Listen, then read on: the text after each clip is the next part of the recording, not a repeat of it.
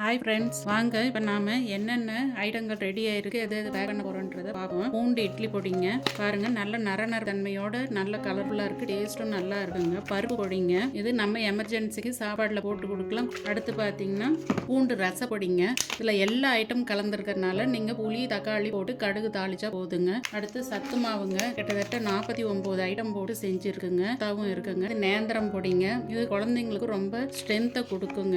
இந்த நேந்திரம் பொடியும் கலந்து தான் சத்துமாவு ரெடி பண்ணியிருக்கேன். நம்ம ஃபெஸ்டிவல்ஸ் அதிகமாக வர்றதுனால கோலமாக இதுவும் கேட்டிருக்கிறாங்க. இது பாட்டில்ஸில் நாங்கள் கொடுத்துட்ருக்குறோங்க. இது ஊறுகாய் ஐட்டங்க என்ன கொடுத்துட்ருக்குறோன்னா பூண்டு ஊறுகாய்ங்க, நல்லா டேஸ்ட்டாக இருக்குங்க.